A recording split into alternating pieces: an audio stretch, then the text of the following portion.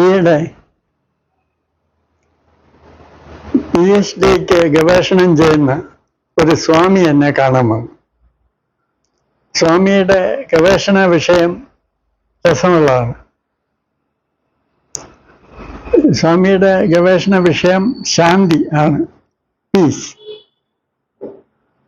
അപ്പൊ എന്താണ് ശാന്തി?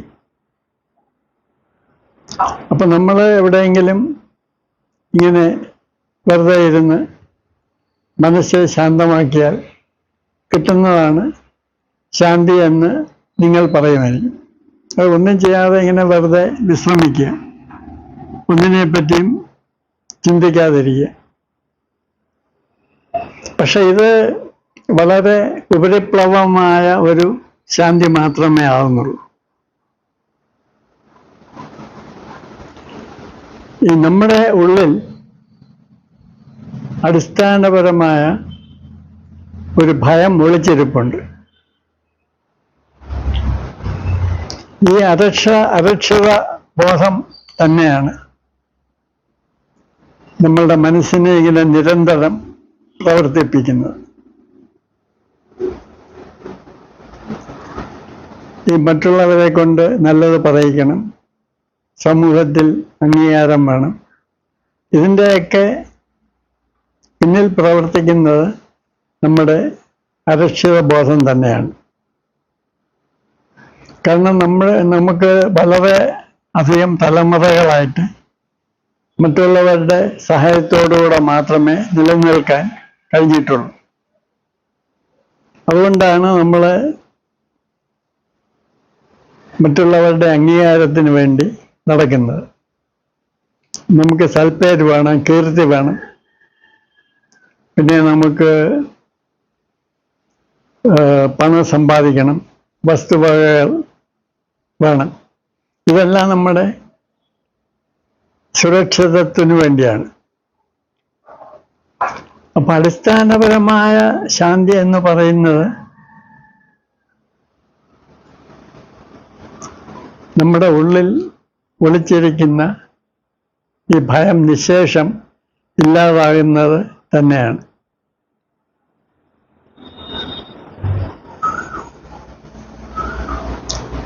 ഞാൻ ഈ പല ആളുകളോടും അവരുടെ മനസ്സിൻ്റെ ശാന്തിയെപ്പറ്റി സംസാരിച്ചിട്ടുണ്ട്.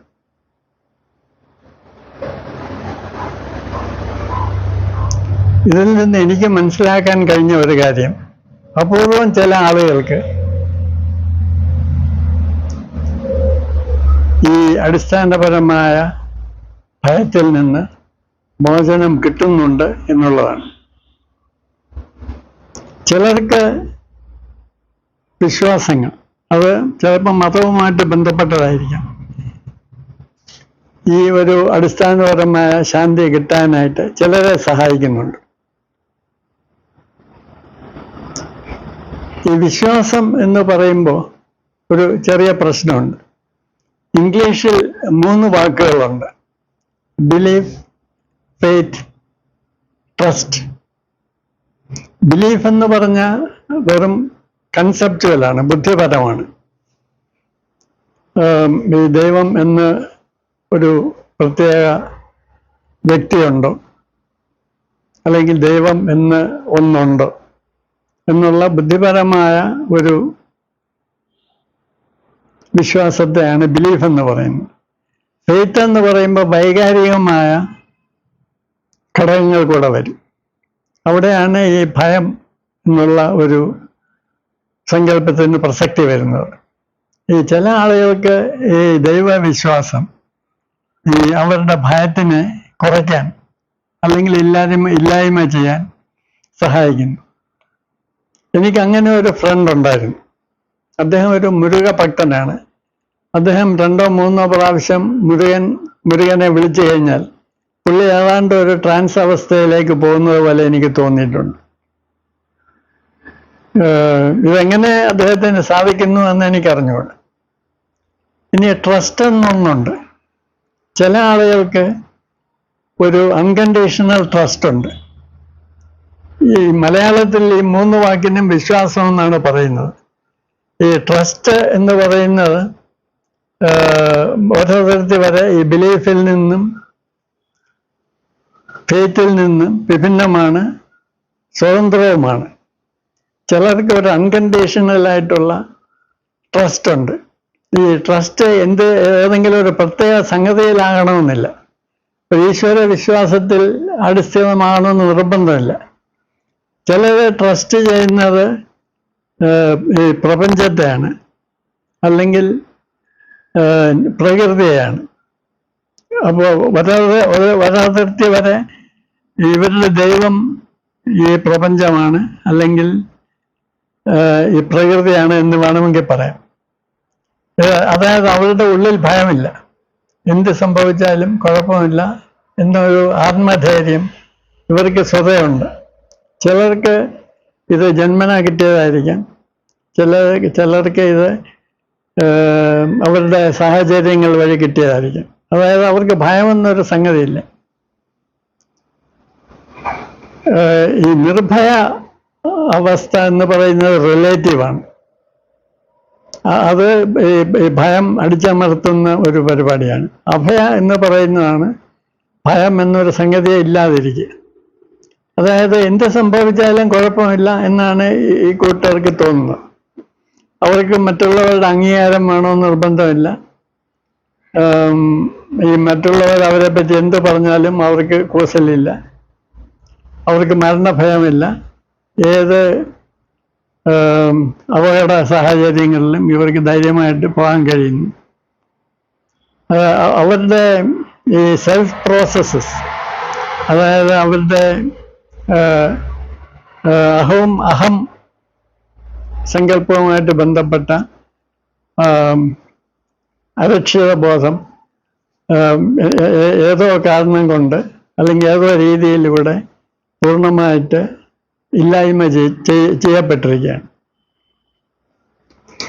ഇനി വേറൊരു ടൈപ്പുണ്ട്. ഇത് വളരെ അപൂർവമായിട്ടുള്ള ഒരു ടൈപ്പാണ്. അവർ സ്വയം നിരീക്ഷണത്തിലൂടെ ഈ അടിസ്ഥാനപരമായ ഭയത്തിനെ ഇല്ലായ്മ ചെയ്യുന്നവരാണ്. ഇവർക്ക് വേറെ പ്രത്യേകിച്ച് കാരണമൊന്നും വേണമെന്നില്ല. അവർ സ്വയം നിരീക്ഷിച്ച് ഈ ഭയമെന്ന് പറയുന്നത് ഇറാഷണലാണ്, യുക്തിസഹമല്ല, ഇത് കംപ്ലീറ്റ് ആയിട്ട് ഇല്ലായ്മ ചെയ്യണം എന്നവർ സ്വയം തീരുമാനിക്കുകയും അങ്ങനെ ആത്മനിരീക്ഷണത്തിലൂടെ ഈ ഭയത്തിനെ പൂർണ്ണമായിട്ട് ഇല്ലായ്മ ചെയ്യാൻ ഇവർക്ക് സാധിക്കുകയും ചെയ്യുന്നു. പക്ഷെ ഇതിൻ്റെ എല്ലാം നെറ്റ് റിസൾട്ട് ഒന്നാണ്. ചിലർക്ക് ബിലീഫിൽ കൂടെ, ബുദ്ധിപരമായ വിശ്വാസത്തിലൂടെ ഈ ഭയത്തിനെ ഇല്ലായ്മ ചെയ്യാൻ കഴിഞ്ഞെന്നവരാണ്. ചിലർക്ക് ഫെയ്ത്തിലൂടെ ഈ ഭയത്തെ ഇല്ലായ്മ ചെയ്യാൻ കഴിഞ്ഞെന്നവരാണ്. ചിലർക്ക് വെറും ട്രസ്റ്റിലൂടെ, ഈ ട്രസ്റ്റിനും മലയാളത്തിൽ വിശ്വാസം എന്നാണ് പറയുന്നത്, ഈ ഭയത്തിനെ പൂർണ്ണമായിട്ട് ഇല്ലായ്മ ചെയ്യാൻ കഴിഞ്ഞെന്ന് വരാം. ചിലർക്ക് ഒരു ഉപാധി കൂടാതെ വെറും ആത്മനിരീക്ഷണം കൊണ്ട് ഈ അടിസ്ഥാനപരമായ അസ്തിത്വ ആധിയെ ഇല്ലായ്മ ചെയ്യാൻ കഴിഞ്ഞെന്ന് വരാം. പക്ഷെ ഇതിൻ്റെ എല്ലാം നെറ്റ് റിസൾട്ട് ഒന്നാണ്. അതാണ് യഥാർത്ഥത്തിലുള്ള ശാന്തി. അപ്പം ഇത് നമുക്ക് മനസ്സുകൊണ്ട് നിരീക്ഷിക്കാൻ കഴിയുന്ന ഒന്നല്ല. ഇത് വെറും ഇൻഡ്യൂഷൻ കൊണ്ട് മാത്രമേ നമുക്കറിയാൻ കഴിയുള്ളൂ. കാരണം ഈ മനസ്സെന്ന് പറയുന്നത് ഭയം ഉണ്ടാക്കുന്ന ഒരു ഉപാധിയാണ്. അപ്പം നമ്മുടെ ആത്മരക്ഷയ്ക്ക് വേണ്ടി നമ്മുടെ ബോധത്തിൽ നിന്ന് ഉരുത്തിരിയുന്ന ഒന്നാണ് മനസ്സ്. അപ്പോൾ മനസ്സ് നിലകൊള്ളുന്നത് ഈ ഭയത്തിൽ തന്നെയാണ്. ആ മനസ്സുകൊണ്ട് ഈ പൂർണ്ണ ശാന്തിയെ ഒരിക്കലും അറിയാൻ സാധിക്കില്ല.